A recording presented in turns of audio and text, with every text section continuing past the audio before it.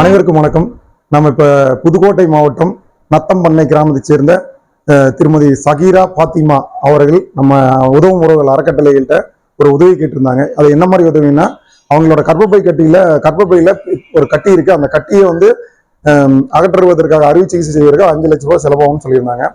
அதை வந்து நம்ம புதுக்கோட்டை மாவட்டம் காவல் நிலையத்தில் வேலை செய்யும் பிரபு அவர்கள் மூலியமா நமக்கு தெரிய வந்தது. அது மூலியமா நம்ம அறக்கட்டையில் இருக்க எல்லார்கிட்டையும் நம்ம உதவி கேட்டிருந்தோம். நிறைய பேர் உதவி பண்ணியிருக்கீங்க. அந்த உதவி என்ன நம்மளால முடிஞ்ச ஒரு சிறு உதவியை நம்ம இன்னைக்கு கொடுக்கறதுக்காக தான் நம்ம அவங்க வீட்டுக்கு வந்திருக்கோம்.